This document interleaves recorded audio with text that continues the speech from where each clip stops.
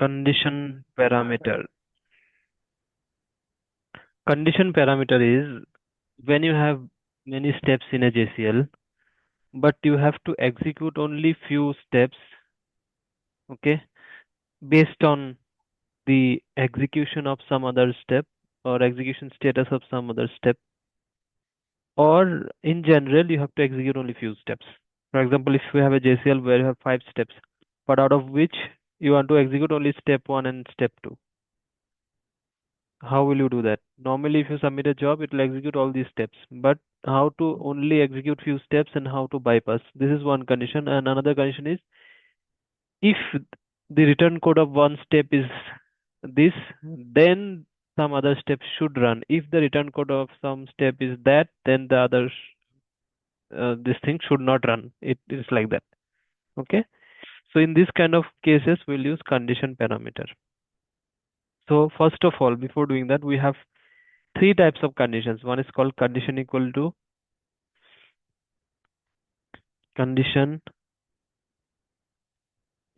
even. One is called condition equal to only. And third one is the exact actual one, the bigger one. Okay, first of all, we'll discuss condition equal to even, condition equal to only. Now, here I have a JCL. I have two steps. So condition is a keyword parameter of both job statement and exec statement. Okay. Condition is a keyword parameter of both job statement and exec statement. But mostly it is used in the exec statement. It is not used in job statement. So the thing is, when a condition statement is used in both the job and the step, what happens is the job one becomes invalid. Whatever is written in the step takes precedence. Okay, are you getting? Yeah. So if the condition parameter is mentioned in the job, just imagine the condition parameter is mentioned only in job. Then what happens is the condition parameter will be applicable to all these steps of the job. But if the condition parameter is mentioned only in this step, that parameter is only applicable to the step. But if the condition parameter is mentioned in both the job and this step, then this step one will take precedence. Job one will become invalid. Okay, job one will become invalid. Step one will take precedence. Got it? Yeah. So here I have taken two steps. So my condition is in normally what happens is if step one runs successfully, then step two will automatically run. It will automatically start. But if step one does not run successfully, step two will be in wait schedule. So in this requirement, in step two, in this example, I'm executing IB general, so leave it. But generally, if you think if you are executing very critical step here and you are generating one file and you are sending it to some downstream application in this step, so it is very important for you to send this file every day at a particular time because you are sending this file to some downstream application. That application is using this file and they are running that process. For example, this step two is very important to run. Now, if any day this step one fails, step two will be in wait schedule. That you can't afford. You have to always run step two. In those kind of cases where you have to mandatorily run a step irrespective of whether the previous step was successful or unsuccessful, you have to use condition equal to even. Okay,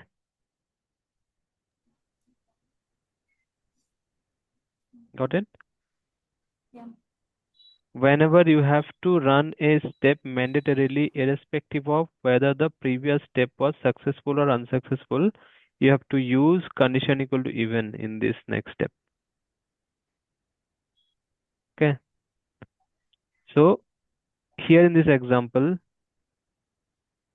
if I don't use this condition equal to even, what will happen is I will try to fail this first step. I'll try to fail this first step.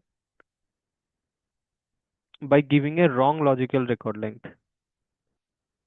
So we know that with IB genre, the length and format of input file should be equal to the output file. The input file length is 80, but the output file length I have written here as 90.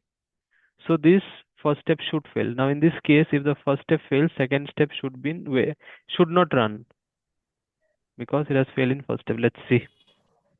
Submit this job. All these files are present, I think. Wait, let me delete these files.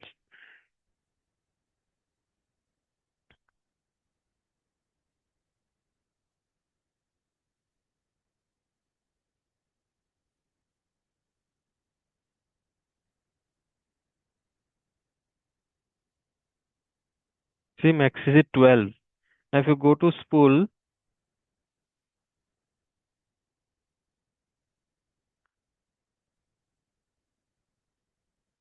step was executed, condition code 12. Okay. Uh, okay, I'm not sure why it is still running, but ideally it should not have run. So the thing here is, so you see, in this test environment, many things don't work as expected. So the thing here is, since the first step failed, the second step should not have run. But for me to run the second step mandatorily, even though the first step fails, I have to use condition equal to even in the second step. Mhm. Okay, so this is the example. So condition equal to even will be asked in interview. What is condition equal to even? What is condition equal to only? So you have to say that if I use condition equal to even in any step, it means irrespective of whether the previous job runs successfully or unsuccessfully, this step will always run. Okay. Okay. Hmm. Then next is condition equal to only. This is slightly different than the previous one. Now condition equal to only means wherever you use condition equal to only, this step will only run if the previous step fails. If the previous step runs successfully, this step will never run. Got it? Hmm. If this step will only run if the previous step fails. If the previous step is successful, this will never run. But the first previous example was different. This, if you use condition equal to even, that step will all what happened? That step will always run if you even if the first step fails. Got the difference?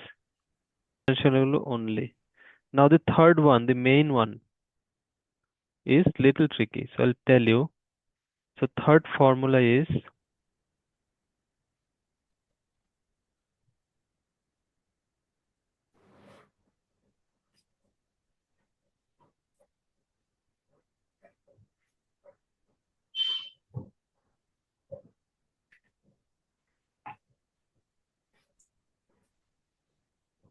so third one has this three value. One is comparison code, one is relational operator, one is return code of previously executed step. Three values you need to provide. Now you, you have to understand this very carefully. Okay, you have to listen to this very carefully because it is a little complicated. Now I'll give you an example how we generally write. So condition equal to, suppose I'll write 0, comma LE, comma step 1. This is how we generally write. Hmm? Now what is the meaning of this? 0, I am comparing this, I'm relating this to comparison code. LE means relational operator. Step 1 means the return code of the previously executed step. Now comparison code, what is comparison code? Who will provide? Developer will provide. That means if you are writing this JCL, you will have to write the comparison code. What are the examples? We generally use 0, 4, 8, 12, 16 like that. What is relational operator? Who will provide? Developer. Developer will provide. What are the values? Equal, not equal, less than, less than or equal, greater than or equal. So we got this in mathematics, right? We have six relational operators: equal, not equal, less than or equal, greater than or equal. Correct? Correct or not? Okay, got it? What is like? Can you please repeat this one? The condition zero. No, relational operator means if in mathematics we got no two numbers can be related in multiple ways. One is one number is equal to the other, one number is not equal to the other, the number is less than the other number, the number is either less or equal to the other number, the number is greater than the other number, or it is greater than or equal to the other number. So two numbers can be related in multiple ways. So these are the relational operators we got in mathematics during school days, okay? So these same things we have to use here. Now third one is return code of previously executed step, but we generally write the step name. So now Okay. what it means? So your requirement, I'm giving you a requirement. You have a JCL where you have 5 steps. I'm writing in short. Step 1, step 2, step 3, step 4, step 5. 5 steps you have. Your requirement is, so normally what will happen if you submit the job, all these steps will get all these steps will get executed one after the other, right? Step 1, then step 2, then step 3, then step 4, then step 5. But your requirement is to never run step 2. Don't run step 2. Your job should always execute step 1, step 3, step 4, step 5. Step 2 should never run. This is your requirement. Then how will you handle it? Normally it is not possible. In these kind of conditions, you have to use condition code. So in step 2, you have to write a condition code. So what will you write? First value is comparison code. You write anything. We generally start with 0. You write 0. Okay. Then you have to write second value is relational operator. What is a relational operator? Suppose write EQ. Third one is return code of previously executed step. So previous what is the previous step of step 2? It is step 1, right? So although it is return code, but we generally write the step name only because we don't know the return code, so we write step 1. So what will it become ultimately? 0 comma EQ comma, what are the possible return codes of step 1? And put a zero if it takes good once. If successful, then 0 or 4. If unsuccessful, then 8 comma 12 comma 16 like that, right? So if it is unsuccessful, anyway, step 2 will not run because if this is uh, unsuccessful, then the job will be in failed status. It will not run. So you have to check the successful case. If step 1 is successful, this step 2 should not run. So if step 1 is successful, possible return code is 0. So put 0 here. What is it becoming? 0 equals 0. That means I am telling 0 is equal to 0. So it is true or false? It's equal. It is true, right? 0 is equal to 0. So true. So one more rule is there, that is if the condition is true, then this step will be bypassed. If the condition is false, then this step will be executed. This is the rule, universal rule. So whatever condition you write here, if it turns out to be true, then this step will be bypassed. It will not be executed. But if this condition is false, then only it will be executed. So I had written 0 and EQ, and the return code came as 0, so condition had become true. So it is fine. But there is one more return code. Let's check for that one. So it will become 0 comma EQ comma 4.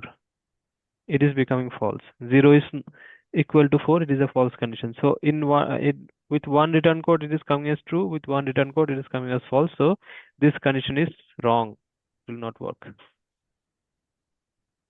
Got it? Yeah. Because in both the cases, it should have been true. Because whenever it is true, then only it will be bypassed. Because we don't know what will be the return code of state one. It may be zero also, four also sometimes. So Mm. when it is zero, then your condition is correct. It will work. But what if it comes as four? It may come as four also, right? What will happen that time? Your job will the step two will become false condition, and it will execute step two. That we don't want. That is why this is not going to work. So let's try something else. This time let's try with zero any. So what will happen this time? Zero not equal to zero. So I'm saying 0 not equal to 0. It is false. 0 is equal to 0. So this is false condition. Then I'm saying 0 not equal to 4. This is again true condition. So it is reverse of the previous one. This is also not working. In one condition it is false, in one condition it is true. Let's try with 0 LT. So this is how you have to keep checking. So 0 LT. 0 less than 0. 0 is not less than 0. 0 is always equal to 0, so it's a false condition. 0 less than 4, it's true condition. So it is also not working. This is false, this is true. Let's check with 0 LE.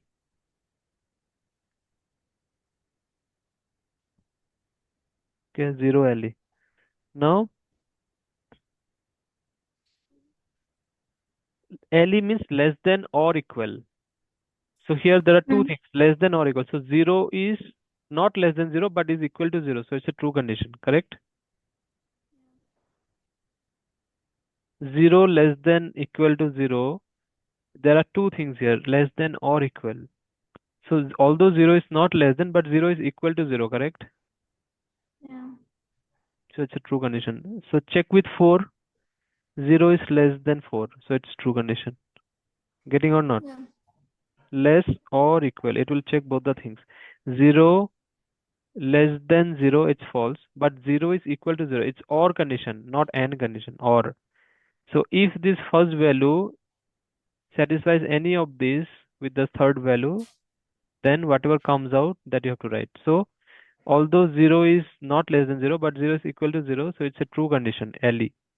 Similarly, although 0 is not equal to 4, but it's less than 4, it's a true condition. So with LE, it is Mm. working.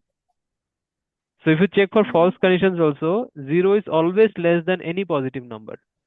So 0 LE is going to be your perfect condition for step 2, because whenever it's true, as we know the rule is, the step will be bypassed. So the step will be bypassed. Okay, Okay. Mm. got it? Yeah. So 0 comma LE is always true condition. Wherever you write, in whichever step, it is going to be always true. It is never going to be false, because 0 is equal to 0 and 0 is always less than any positive number. So it is always going to be a true condition. Okay? Mm. So whenever you have a requirement that um, whenever you have a requirement of bypassing any step, of never executing any step, you can blindly use this 0 LE. Hmm? Now you have another requirement, requirement 2 this time. If step 1 has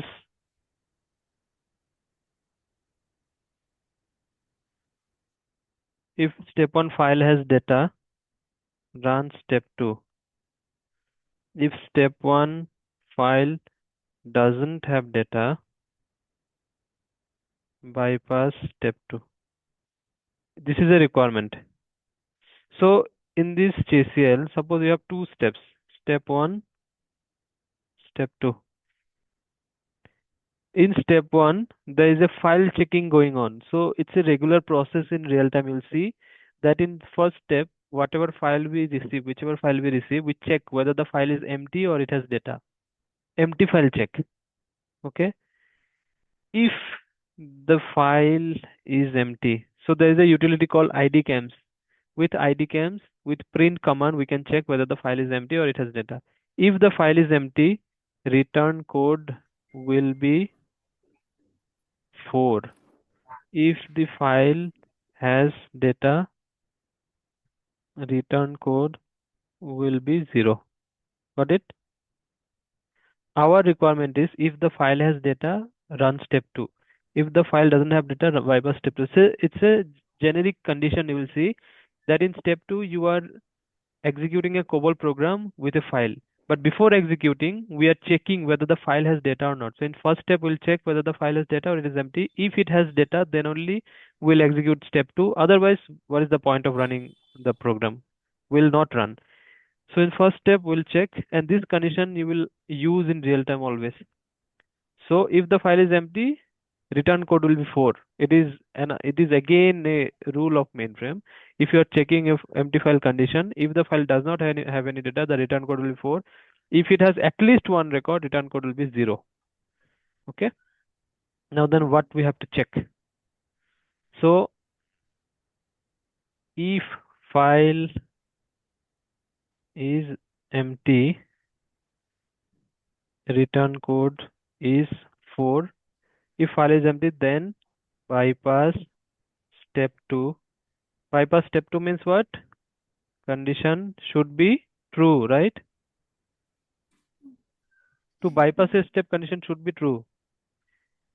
Similarly, if file is not empty, return code is 0, then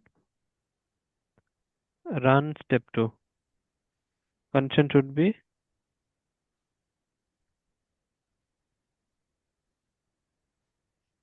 false. Hmm? So in step 2, you have to write a condition. Step 2, write a condition. Take 0 as before. Then take EQ. 0 EQ. Then write step 1.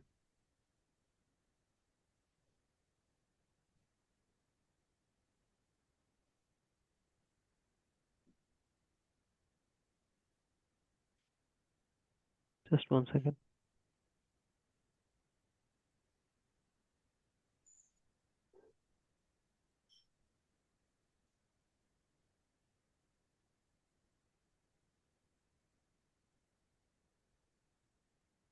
Okay. So this condition I have taken. So I'll first check. So this condition should be true for empty file, should be false for file having data. So 0 EQ, let's take the first condition 4, return code 4. So it is becoming what? It is becoming false. But in our case, it should be true. Are you getting it?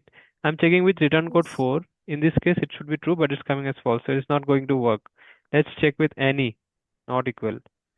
Any should work, I guess, because 0 any step 1, 0 any 4. 0 is not equal to 4 is true condition. Similarly, check with 0 any 0. It is 0 is equal to 0, but I'm saying 0 is not equal to 0. It's a false condition. So for return code, for empty file, when return code is 4, condition should be true and it is coming as true. For file having data, return code 0, the condition should be false and it is coming as false. So you have to write 0 any step 1 in your step 2 condition. Then only your step 2 will run when the file has data. Step 2 will not run when the file is empty. And this you will use in real time a lot. Got it? Yeah. So this is what is called condition. Okay, you will use it in real time and you have to know this how it works. There may be hundreds of scenarios. This is not the only scenario, this is just an example out of hundreds of scenarios. You can practice. You can see in Google also, you'll get lots of examples. You can just practice and you just have to think. Just so first of all, okay, the requirement that you get, okay, this is the requirement and what you have to get. Okay, so in the universal rule is when this is false, then it will run. When it is true, it will not run. This is the universal rule. When the condition is false, the step will be executed. Condition is true, a step will be bypassed. This is the universal rule. But then you have to, when you write the condition, always try with zero. If you are so if you are already working in mainframe for many years, and if you have this kind of requirement, you know that zero n is going to work this way. But if it's new, it's a new requirement, or if you are new in mainframe, you don't know which one is going to work, always use zero first. Try with zero eq, zero ne, zero lt, zero le, zero gt, zero ge, then four eq, four ne, 4 GT, 4, like that. You can do permutation combination and you can try. Okay, then it'll work. Got it? Any doubt?